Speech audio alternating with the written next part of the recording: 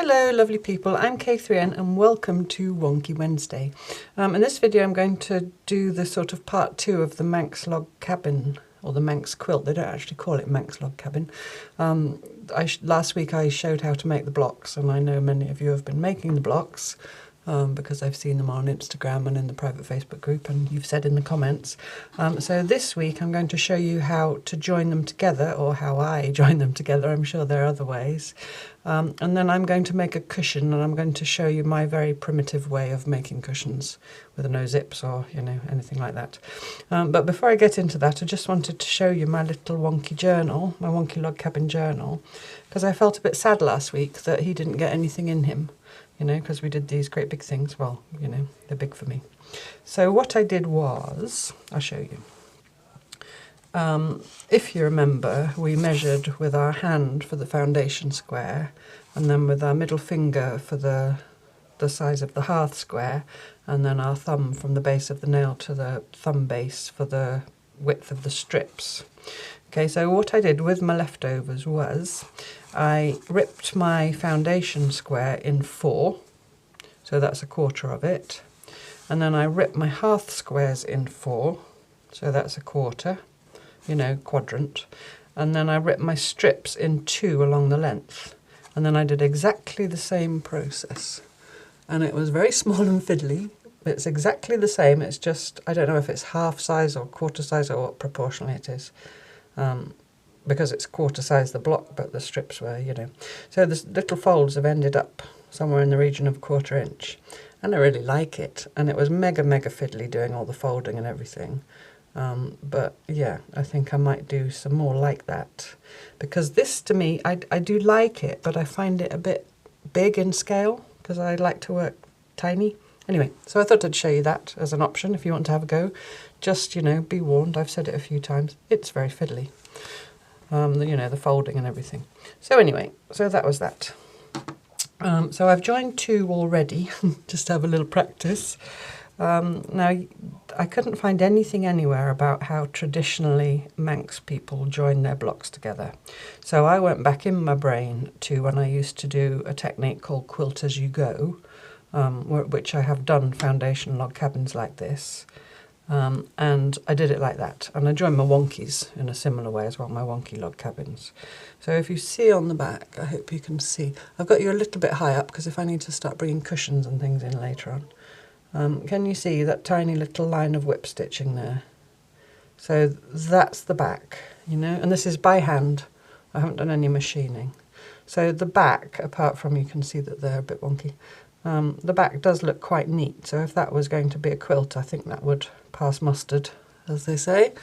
Mine's going to be a cushion, so it doesn't really matter. The cover would maybe need to go through the washing machine, so, you know, but anyway. So anyway, Catherine, witter, get on with it. So I've got my other 2 blocks. Now I've chosen to put the 4 blues in the middle. There's no reason why you couldn't have had the, you know, whatever colours you've done, the lights in the middle. And there's no reason why you need to do that. You could do that if you wanted to, you know, half and half, why not? Or you could do them, you know, you could play, just play with your blocks. And certainly if you've got more than 4, if you're doing a bigger piece, if you look online for log cabin layouts to be inspired by, I think there's nearly an infinite variation that you can do. But you could do 3 and 1 the other way, you know. That messes with my brain, but you do you.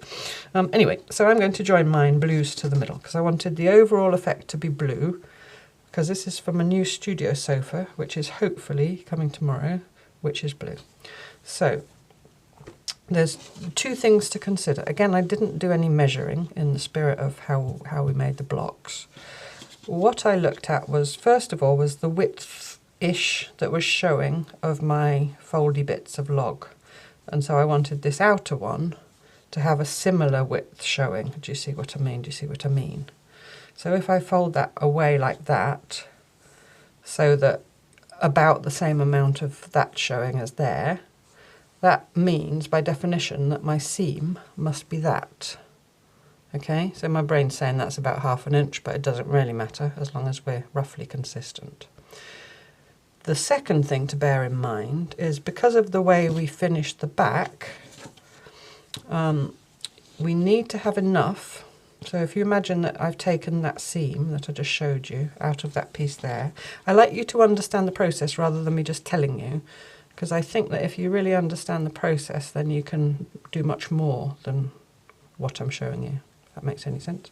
So if you imagine I've taken that seam out, because you can apply this to any kind of block that you make, not only log cabins, but you know, you can make individual blocks of any kind and use this principle, and then you never have to wrestle a great big quilt by hand or machine. So I've taken that seam out. So there, what we're going to do then is fold one of these flat, one of these backing pieces flat, and then the other one will come over the top, but then we'll tuck some under so we don't have the raw edge. Okay?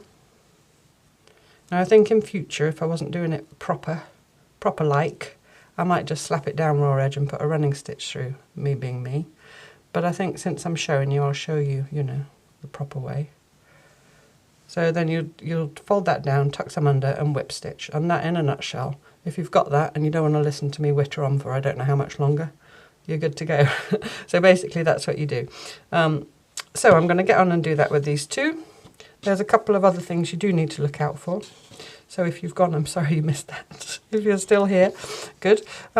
Here at these edges, do you see? Because do you remember when we were piecing, the needle came through here and we stitched there. We didn't start from the beginning. So just be aware of that. Just be careful that that doesn't flop the wrong way and you stitch it wrong. Just be aware of that. And the other thing is you don't want to stitch through your backing at this stage. So what I did was pinned it down out the way with the applique pins. So I'm just folding it back and pinning it out of the way. And you see now why I said, I think 5 million times, don't stitch to the edge, because you wouldn't have been able to do that if you'd stitched that, you know, all the way down there. So I'm just going to put some pins in there. Just makes your life easier. And again, I like the little pins because then they don't bite you when you scrunch it up in your hands. But if you don't have little pins, just use big pins and hope they don't bite you. See there, I have stitched a little bit close. I'll see if I get away with it. Do you see? Do you see? Do you see? Could have been one stitch less. So if you wanted to do this with any other kind of block, you know, if you worked on a foundation square or you constructed the block and then stitched it to a foundation square, just be aware not to go any closer than ½ an inch to the edge. And then you can do all your fancy stitching block by block, and then you can join them all together in this way. And then you'll have a quilt. Someone, Marcy Jo, I think, is it Marcy or Marcy Jo? Anyway, you asked me recently if I would ever consider doing a whole quilt project. If I do, it will be quilt as you go. So then I think that's accessible for everybody. So maybe one day. If you think you would like that, you know, a whole quilt project, weekly or monthly or whatever, can you just give me a little, you know, comment down below if you think that would be good.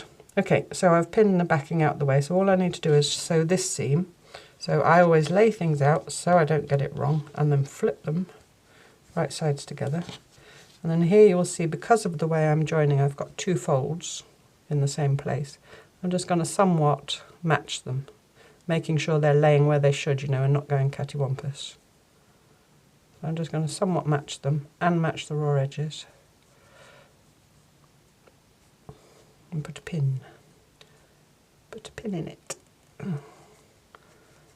You could use normal pins at this stage, but on the other end, because of the way it's constructed, I've got one fold and one flat piece of cloth, so that's much more. I'm just going to match the corners. And again, make sure that fold, if it bothers you that it's straight. Basically, if you sew it together and slap a cushion pad in it, you've got a cushion. It just depends how much things bother you, if they're straight or not. And maybe and then what I would do then, if it wasn't, you know, if one was longer than the other, I would then give a gentle tug at either corner and see if it will lay flat, and it does, so that's fine. If it didn't, then I might adjust it one side or the other so that they ended up the same length. I might get the scissors involved and do a bit of trimming. I'm slapdash like that. So I've got this, it's some vintage Silco that I use as piecing thread. You just need a fine piecing thread. And I'm going to do the 2 steps forward, 1 step back stitch, which is a running stitch with a locking back stitch. And now I can go right to the edge. I'm going to take that sort of amount of seam. Now if you weren't happy about eyeballing, you can draw a line to help yourself. But I know that my seam should be somewhere in the region of that to leave my log the same width as the others. Go away you, we don't want you involved. So I'm going to start with a back stitch, and then I'm going to take a running stitch. I'll come slightly closer and try and keep on the level so it doesn't go blurry. And then I do a back stitch. Do you see I've gone back? I'm sorry, it's matchy thread. I've gone back, and then I come forward, and then I take another running stitch. I'll do it again. So I take a tiny bite backwards, and then I come forwards, and then I take another running stitch. Like that. Now you can rewind that if you need to. So back one, forward, and another running stitch. And that's my basic piece, and you get this little dot dash effect. It's quite nice also as a decorative stitch on the surface of something. So I'm going to do that all the way along, and then I'll show you what we do with the backing. Once you get into the rhythm of this locking back stitch thingy-bob, 2 steps forward, 1 step back, or 1 step back, 2 steps forward. I think it's as easy, as nice as just doing normal running stitch. The back stitch you hardly think about, it's just that instead of going like that to go on, you just put your needle in slightly behind. But it locks every little section of stitches. If you have ever tried to pull out the invisible baste, you will see that that little back stitch makes it much more difficult. And if you use a matching thread, then your seam should be fine on the front. On the other one I used cream thread, I don't know why. And I can very slightly see my stitches on the front when it's stretched. If you're making a cushion, it's going to be stretched a little bit under tension, over the cushion pad. But yeah, I'm fussing about nothing. Once it's covered in thread hair, nobody will notice anything anymore. Right, now here it's those folds. So I've got 1, 2, 3, 4, I've got 6 layers of cloth there. So I might have to stab stitch, chicken stitch. I don't know, it's thin cloth, I can manage. I only did 1 running stitch though.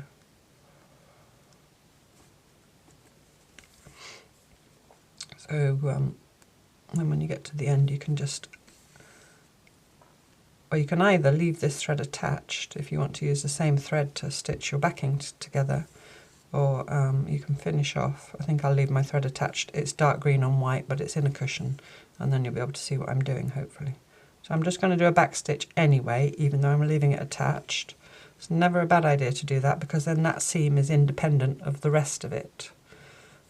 So, if I then jump over there with my thread, that might pull apart. Right, so I'm going to lay that down. I'm going to have a look at this seam. Now seams, there are rules, certainly in patchwork and quilting. In general, people will tell you that seams must be this or that. And in garment sewing, there are also rules about seams. And there may be reasons for those rules. In quilting, the seams to one side is from hand piecing, so that the seam crosses the fold of cloth crosses the seam. Otherwise, if you have open seams, then you've just got stitching there showing. But in English paper piecing, by definition, the seams come open. So it is worth just having a little think about seams. And when people tell you must do that, my advice would be to always ask them, why must I do that? And if they don't know, then try and find out, or experiment and see if it really does matter. My thinking about seams is that they'll go where they're happiest. And here, because of those 6 layers that I talked about, I'm going to press it open. And you can't stop me, so there. Also, I've got this backing coming across that will protect that seam anyway. So yeah, rules about seams and how they should be pressed. Now that, I am going to have to get that out. I'm going to have to cut that somewhere, because you see I can't pull that back far enough to get that seam. Or do I have to press that seam under like that? Maybe I'll do that. See there, I've just decided to press that seam to one side because otherwise I'd have had to pull my stitch out. But the goal is that I end up with some relatively flat piece of patchwork with my edge nicely finished. Is it bulky there? Not really. Right. I'm going to turn it around because it's easier for me to pin that way. You see it's going a bit skew-iffy, but I don't mind. Do I mind? Let me check if I mind. Oh, you see it looks alright on the front. It just is that fold there. Do you see that fold's pulling? That's why it's going skew-iffy. So I'm going to put a tiny pin there, because that will be sorted out when I sew this seam. So I'm just going to put a pin in that fold so it stays where it should. Okay, is that clear? It was because of that fold that was pulling, and it was going skew-iff. So back it goes. Other way around. Sorry, I've got the cutting mat and it makes sound, but I just thought it was easier with the pinning. So that's going to come down that way. I've even been known to do, and you know, horror of horrors, we're talking about seams, to do that with them halfway their length. So have it going that way, and then at one point decide it's better the other way, and done like a figure of 8 seam. I'm the bane of the lives of people that are bothered by things like that. But it's my work, so if I want to do that, I shall. Okay, so as long as it's flat, like I said, no one's getting in there with infrared to see how my seams are. So then I'm just going to turn that under, and it's a bit neat, mine, because I think I tore it a bit neat. And there's quite a lot of fraying, so it's very fine cloth. But there is just enough to turn under. I got away with it.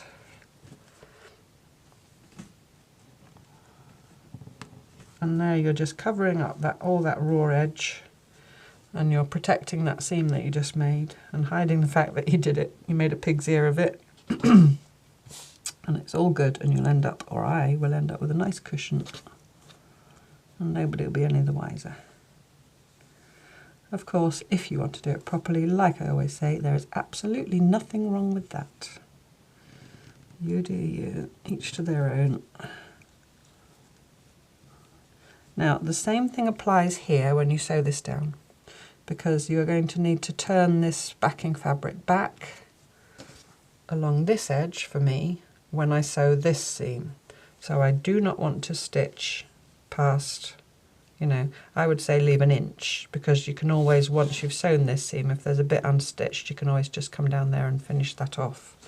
So the same here, leave a good inch, because I'm not yet sure how I'm going to attach this to the back of my cushion. You can always take stitches out, but I think it's less trouble to just put a few more in. So now I'm just going to whip stitch again. I'll bring it up a little bit. I'm just going to come up somewhere through the back there. My thread's trapped between the layers at the moment, like that. And then I'm just going to do a little tiny bite, and I want my thread to go in a straight line. But you can also, people whip stitch on an angle. I just like a straight line. That's just what I like. So I come in a straight line over the fold and right under the edge of the fold, and then I come forward maybe somewhere between 1/8 and 1/4 of an inch, just to catch that edge down.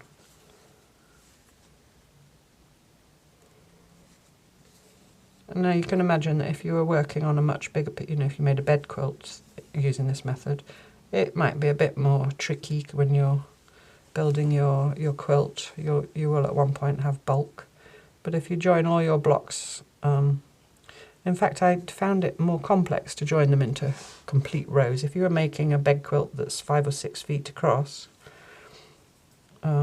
if you join all your blocks into a row and then join the rows together, at one point you're sewing a 5 or 6 foot seam. I much preferred to make sets of 4 and then join the 4s and then join the 4s into 4s. Does that make any sense at all? Sort of build it in blocks rather than in long rows. Maybe at one point we will do a quilt as you go type project. Maybe for next year, that's an idea. I'm just thinking in advance. We're only a quarter of a way through this year. I'm talking about the Monday slow stitch project. It might be quite fun to make an actual quilt. Got a knot. So that's basically all there is to it. The principle is then the same when you're joining more than one block. It's just a bit longer and you might have to fiddle a bit in here where the folds are. I'm going to finish this and then I'm going to set up to join my two twos to a 4. Tutu. That's what I used to wear when I used to do ballet when I was little. See, that's how I get into these random subjects. My brain makes strange connections. There's a photograph somewhere of me and my tutu when I was about 6, I think. I didn't get very far with ballet. I didn't, never got on point, so as they say, when you have to stand right up on your tippy toes. My friend did. My friend who I started ballet with, who was also called Catherine, by the way, or is also called Catherine. She now lives in Australia. She went on point, and I can remember her having to treat her poor toes with various ointments and potions. And I also remember her having to paint, I think it was some kind of varnish. I think she did chain stitch around, if you do ballet or have done ballet, or if you know, please tell me. Around the toe part that you stand on, the tip of your ballet shoe is a round shape like that. I can remember her sitting and doing chain stitch round and round, and then painting it with some kind of, I think some kind of varnish to harden it.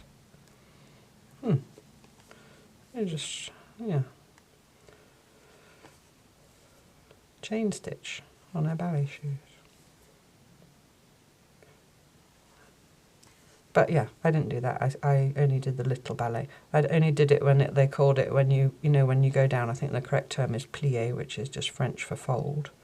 When you've got your 2 little feet pointing out like that, and then you squat down so that your knees bend. When it was called windows, that's what we called windows. And also, I do remember sitting on the floor with our legs outstretched in front of us and pointing our toes and saying "good toes," and then straightening our toes, so they pointed up to the ceiling, and saying naughty toes. I can remember all this little group of, stop Catherine, from before you get to the edge. Oh, sorry, I think I might have to pull that back a bit. Saying good toes, naughty toes, while we pointed our toes and then straightened them up again. And now I've gone too far. Anyway, ballet, yes. I gave it up and started doing modern dance and jazz dancing and things like that. So I never had to stand on point. I need to thread that again. Okay, so I won't thread that for now. So I'm just going to show you the pinning for this seam, and then I'm going to stop the camera and do that. And then I should come back and talk you through how I make a cushion, okay? So, same thing as before, pin this all back down out the way. It's exactly the same, I'm sure you've got it. Again, just pay attention. Am I in shot? Yeah. Just pay attention that those folds stay where they should.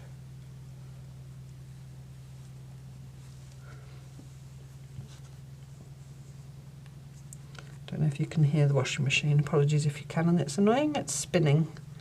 And he got back from England on Sunday, and I'm now filming this on Tuesday because I have to upload it ready for tomorrow, Wonky Wednesday. And as I'm sure most of you know, my upload speed is about the same as a glacier moves. My friend that I stayed with in England was not really complaining, but commenting about her fibre broadband that's only 40 something mega BPS, however you say that. And I asked Hans how much ours is, and he said it's about 1.5. Just so you know, I think the maximum you get is 70 odd Mbps. Mine's 1.5, so I have to do these in advance.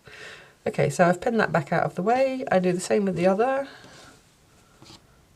Probably have to move that pin that I put there.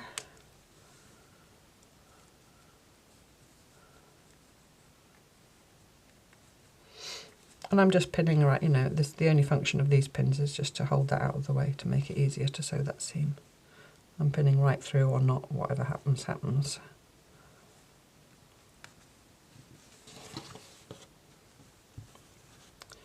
Have I got any more applique pins? Oh, there's a few more over there. Stay there. See, that wants to do that, do you see? So you just have to be aware and, you know, make sure it stays put. Right, so now, if you want to be matchy-matchy and super careful, then you'll want to start in the middle, being aware of that foldy thing, and that seam there for that one needs to match up with that seam for that one, like that. Do you see? So if you were going to press seams to the side, it maybe would have been an idea to make sure you pressed one seam one way and one the other, so that they nested together. Otherwise, if you press them both to the same side, you're going to have a big load of bulk. My seams are going wherever they want, so I'm just going to work with what I've got. So, but I've somewhat matched up the two lines of stitching. And I'll put a pin there.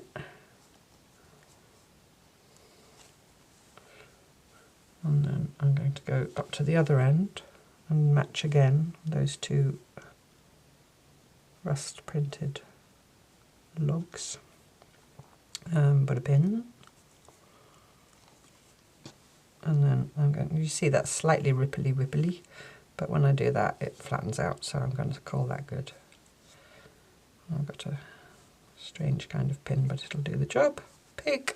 Right, and then exactly the same at the other end, that and that.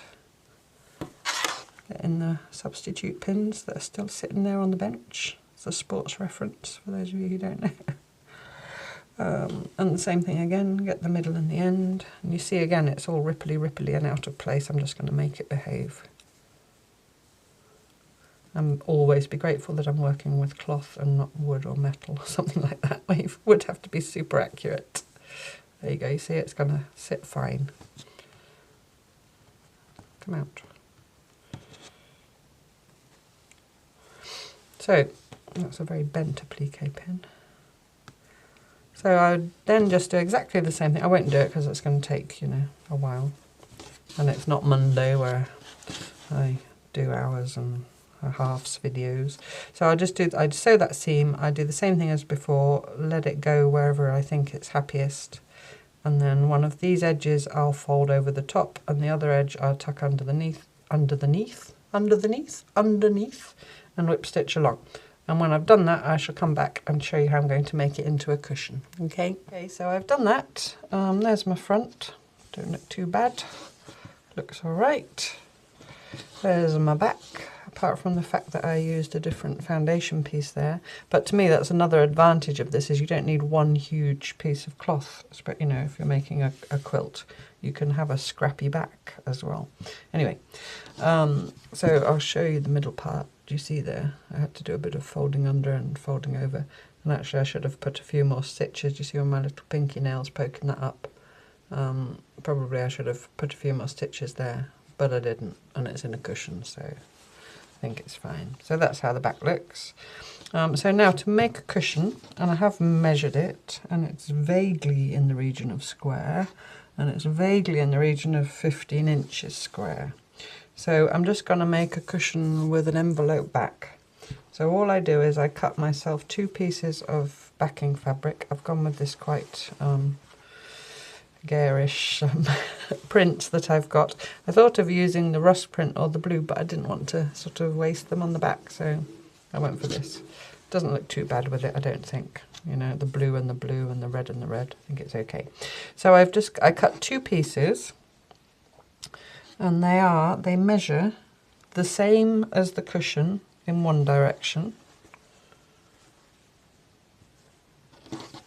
Do you see? And then in the other direction, they are 2/3 of the cushion. So the principle would apply whether it was a square or a rectangle cushion. Mine's square. So my cushion's 15, so these are 10 plus an inch. Do you see? And then all I'm going to do is fold under a double fold seam to neaten that edge on both. On both, and then I'm going to sew them to the cushion top. So I'm going to take this to the iron. Yes, I know, don't all faint from shock. Oh my goodness, she's ironing. I'm going to take this to the iron and double press a 1/2 inch and then a 1/2 inch again. So that was my inch extra.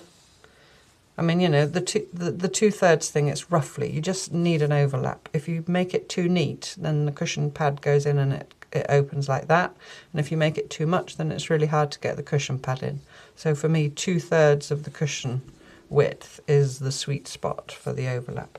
So anyway, back to the ironing. So I'm going to go and iron that and that, and I'm going to go and put that through the sewing machine. So that's me ironing and using the sewing machine, which I think is a first on this channel, but anyway, there we go. And then I'm going to do that on both of them, just on that one edge. And then when I've done that, I'm going to lay these right sides together with my cushion. So like that, only that will have a neatened edge. And then like that, like that, like that, and that will have a neatened edge. Then I'm going to sew all the way around the edge. And again, I'm going to use that 1/2 inch-ish seam so that these outer logs end up the same width, you know, as the inner logs. So I'm going to go and do that. I'm not going to put you through the horror of the noise of the sewing machine. Plus it would mean, you know, major relocations of the camera. So I'm going to go and do that and I'll come back and show you. Okay. Okay, I have done that, the ironing and the machining.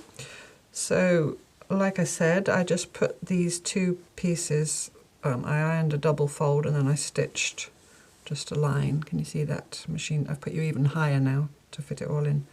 Just a line of machine stitching. You could also do all this by hand. You could do some fancy stitching there, you know, whatever. You just need that edge to have a bit of substance. I wouldn't leave that raw edge because of getting the cushion in and out. You could do a binding around it or some lace or, you know, anything just to reinforce that edge a bit. But I've gone quick and easy. And then I laid one down, face down, right sides together with the Manx quilt. Then I laid the other one over the top, matching all the raw edges. And then I've just done a 1/2 inch seam. Can you see? All the way around the edge. See it better on that side probably. See, 1/2 inch seam. Fred hair. All the way around the edge. And you don't need to leave an opening for turning because you're going to turn it here. So before I turn it, I'm going to snip across the corners. So I just have to look if I'm in frame because you're a long way away. Going high up my arm makes it go away from me. Not my arm, but you know, the contraption. So I'm just going to cut across the corners. Let me turn it over. I think you can see better.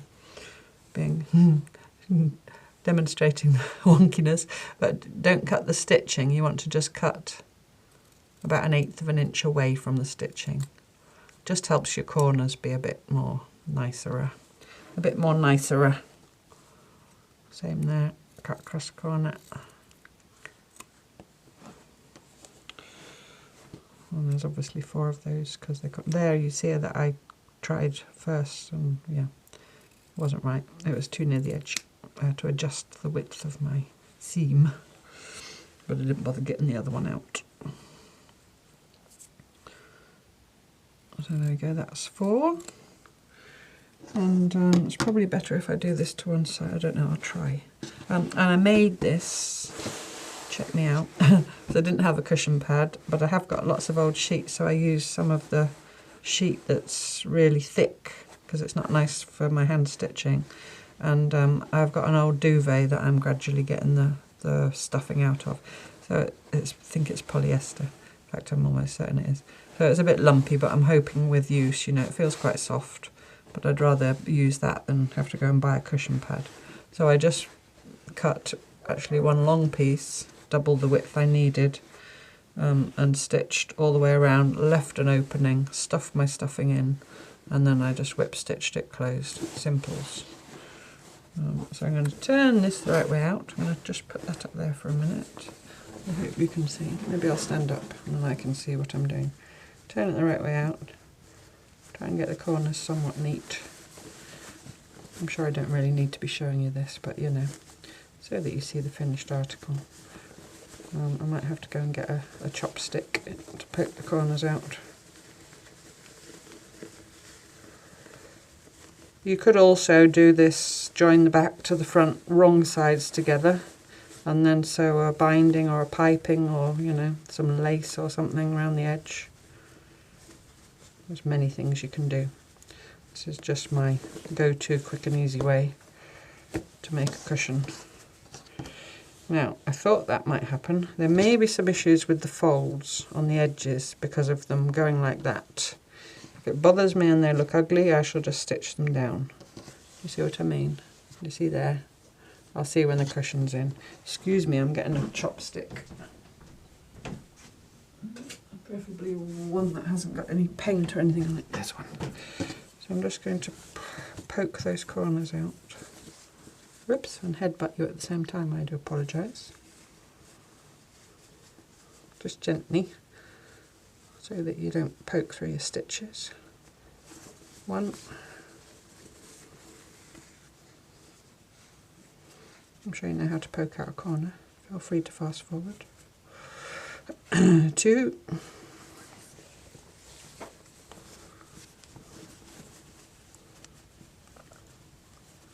So obviously you could use this method of making a cushion with any kind of cushion top. I've done it with cross stitch, you know, or those, what do you call the other thing? You know, with tent stitch, I can't remember what they call them now, needle point. We've made it with just one piece of cloth, you know, without any fanciness going on the other side. I just don't like putting zips in, basically. Oh, I've done it with a knitted piece and a crocheted piece, like this. And it just means that if ever you do want to wash your cushion, it's easy enough just to get it out. So now I'm going to put this in.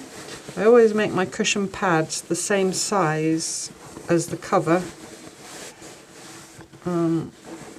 before I put the seam allowance, so that the cushion pad ends up slightly bigger than the cover.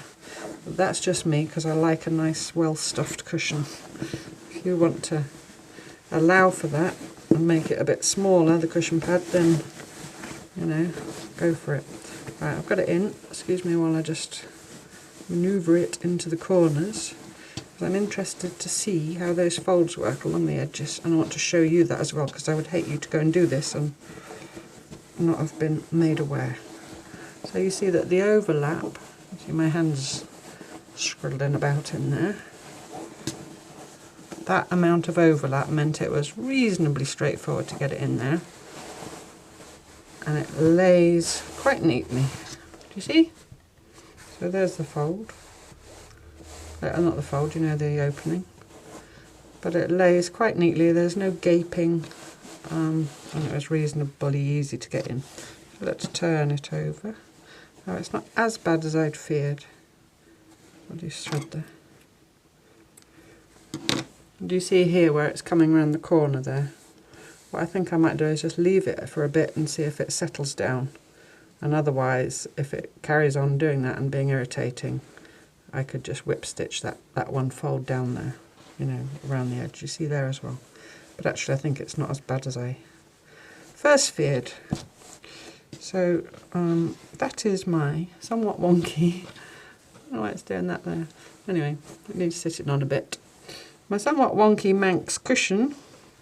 I'm pleased that it looks blue. Whatever you put in the middle always dominates more than what you put around the edge.